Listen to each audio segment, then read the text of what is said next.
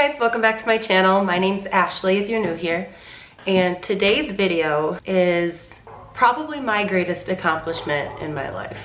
I will be talking about how I was able to grow my legs and my butt from a 00 to I think I'm a 5 or a 6 right now. So a lot of growth, many gains, and I'm just trying to spread that love and that joy to everybody else.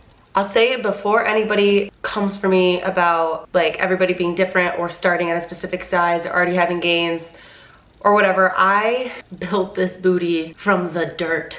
I started at a 00, which is like, I was skinny mini, like I was just tiny. When I started my fitness journey, I was recovering from an eating disorder and I struggled so bad with food and trying to eat regularly again. So working out became kind of like my safe haven, and I was able to feel more confident about my body and my food choices, which food choices meaning I was eating 600 calories a day instead of 300. Working out and lifting especially helped me gain confidence in the way that I looked while doing it in a healthier way. Today I have like 4 or 5 different like segments in this video that I'm going to be breaking down everything I did in those segments to get me where I am now.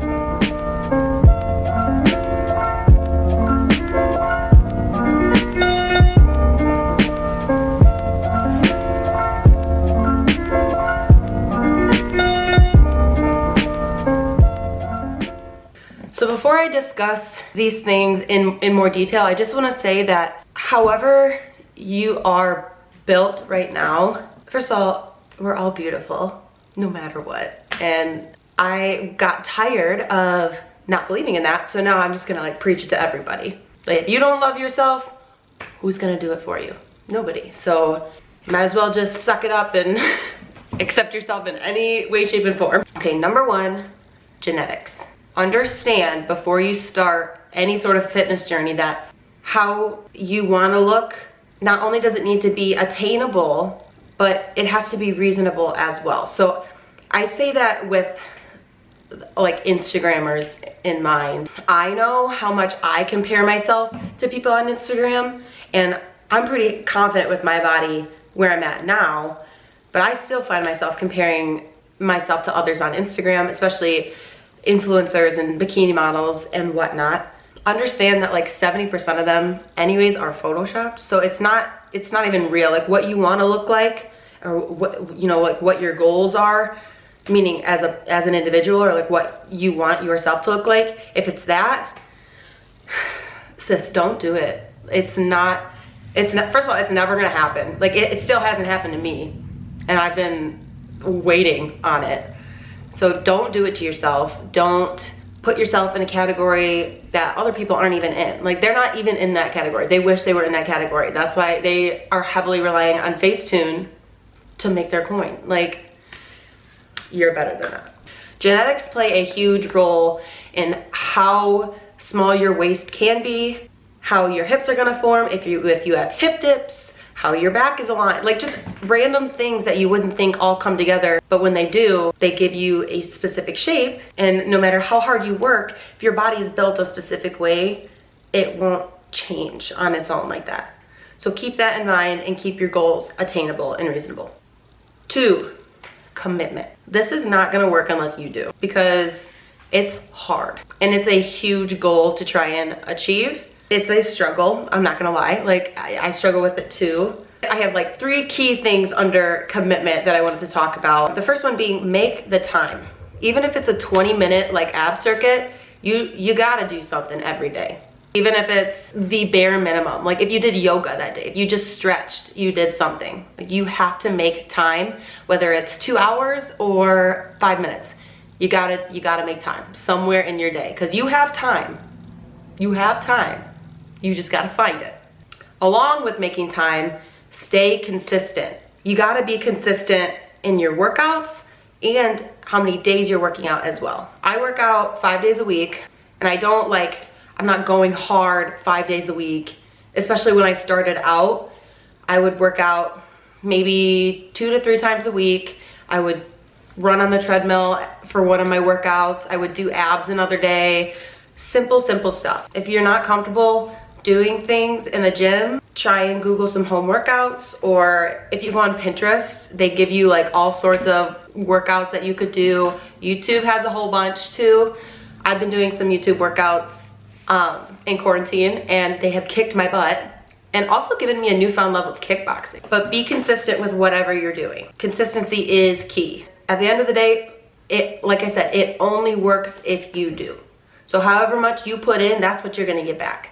So make sure that whatever you're doing in your workouts, you're doing with a purpose, and you're gonna get them gains, girl. Diving in to the workout specifically, I set days for myself on what I'm gonna do. I find that it's easier for me to manage if I know that like, oh, like Monday it's gonna be legs, Tuesday is gonna be chest and whatever, you know what I mean? Like if you block it like that, I think it's easier to do it that way. Make sure that you are working out your lower body more than you're working out your upper body. So I do 3 leg days a week, which is psychotic, and I don't know why I hate myself so much and put myself through that pain, but I like the results, so I'm gonna keep doing it. I do abs 3 times a week, and I do legs 3 times a week, and then Tuesdays, Thursdays, and Saturdays, I break up upper body, like different segments if I wanna do back that day, or biceps, triceps, chest and biceps, like however I wanna break it up that day, that's what I do. But I always do abs and legs 3 times a week, no matter what. Before you do anything, before you do a squat, before you think about a lunge, you better be activating that booty, because it's a game changer. There are several glute activation exercises that I like to do. I like, in the gym, I like back extension, donkey kicks, hip adductors, and abductors too. If you're able to, or you have a resistance band with you, you can do like monster walks, or even like lateral lunges, or like shuffle walks. I'm like thinking of these in my head while I'm doing it, so I'm like, shuffle walks, and say it was normal. But until you get them muscles working first, you're not ready yet. Because I have found that doing that, I get like such a better engagement of my glutes in like anything from squats to deadlift to lunges to like rear foot elevated stuff, like split squats. It's just all there. Even leg press. After I do like a glute activation before my lift, I can feel more tension on my glutes even in leg press, and that like never happened to me before. First of all, I am not a fitness instructor or a personal trainer, or I'm certified to like teach anybody how to do anything. I just have been doing my own thing and picking things up as I go that have worked for me. So if you disagree with any of this, that's great.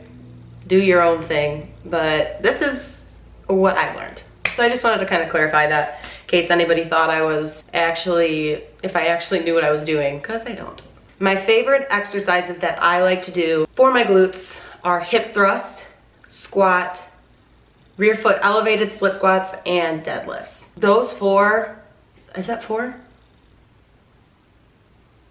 I'm telling you, like I owe my entire behind to hip thrusts. If you have never done a hip thrust, go in the end of your bed right now and do 10, because you need to. Everybody needs to. I need to. Also, regarding lifting, lift heavy. A lot of girls, I'd say, don't want to lift heavy because they're worried that they're going to get a boyish figure, or they'll look too muscular, or whatever it is. I cannot stress enough that you should be lifting heavy to get maximum results. You're not going to get a huge butt if you're squatting 25 pounds. You're not. Before this quarantine thing all started and I couldn't go to the gym, I think I was hip thrusting over 300 pounds. I know that's a lot, and I'm not expecting anybody else to do that either, but my mindset is that every time I do a lift, the next time I do it, I should be doing it at a higher weight, even if it's 2.5 pounds. If I squatted 205 Monday, and then the next time I squat, I should be doing at least, like, I would personally do like at least 210. Like, I just know that, okay, you know, I put in work this week. Next time I do my lift, next time I squat, I'm getting something better. I'm gonna get a higher number. I'm gonna put up more weight. I'm gonna get a bigger butt, and that's how it's gonna be. Okay, I get asked a lot about cardio, like what cardio I do. Ew. I don't do any cardio. Now that I don't really have a lot of options, I do some cardio in my room, like circuit stuff, but you will never catch me running or jogging or skipping or hopping or anything that people do regarding cardio. That is not me. The only reason I wanted to say that is if you don't like cardio or if you just don't want to do it, it's possible to get a really small waist and a bigger butt without doing it. Number 4, diet. We hate her. We hate limitation. We like to eat what we want over here, but that's not realistic to get the results that I want. Probably what you want too.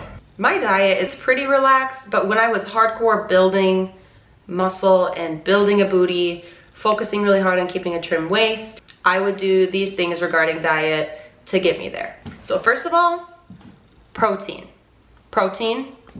and wash it down with some more protein. Like every time I got out of the gym, I would have a protein shake. For breakfast, I would have protein. For lunch, I would have some kind of protein. If I was even gonna have a snack, I would try and make sure it was protein. Because not only was I not eating enough, I wasn't eating enough, and when I was eating just garbage. Like I would have a Pop-Tart or I'd have a granola bar and call it a day. No, I'm not gonna build my butt out of granola bars. I don't know what I was thinking. I would try and have protein at every single meal. And it is hard, and you know, maybe you can't get your own groceries or the person you stay with gets the groceries and they get junk. Just do your best. This isn't like a serious thing. Like you said, we're all about self-love over here. So you should be loving yourself no matter what you look like. But we all want to change some things about us still, and that's okay. Just know it's not the end of the world if you don't follow these things specifically or you can't do certain parts of them. If you're really trying to get a tiny waist, make sure that whatever you are putting in to your body is natural or beneficial to your health. So fruits, vegetables, what else is healthy? Nuts, proteins. Like I think I survived in college, my freshman year, I survived off of grilled chicken and green beans. So just make sure that what you're putting into your body is healthy and is going to help you get the results that you want. Obviously, you can have a binge night or, you know, a cheat day, because that's healthy, that's natural. Because if you're not eating the things you want to continuously, then you're gonna want them more than if you know, oh, I can have these on Friday. Like, it'll be whatever. So once again, I've been on my fitness journey since 2017, I believe, maybe 2016 was when I started my road to recovery. I don't know. It's been a long time, but I started at a 00. I weighed 115 pounds. I was a 32C and I had a 22-inch waist. So I was itty bitty. Currently, I am a size 5 or 6 in jeans. I weigh 152 pounds. That's crazy to me to think about, because if you would have told me in 2016 or whenever I started recovery that there was gonna be a day when I was 152 pounds, I probably would have had a panic attack and did a 700 calorie workout right then and there, because the thought alone was enough to terrify me. But like I said, we love ourselves and any number is okay. As long as you are happy and healthy, who cares? It's just a number. And I think judging yourself or another person based on a number like that, no, we're not doing that.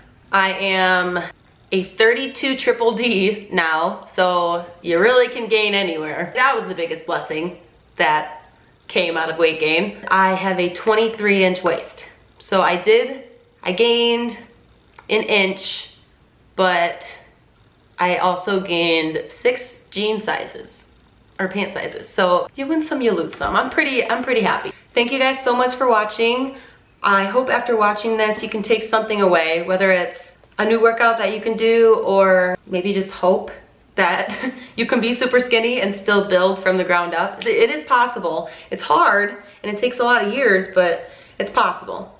I will be posting some of my favorite ab workouts and leg workouts that I've been doing at home soon, so be on the lookout for that too. They'll definitely help in this journey if you're about to start it.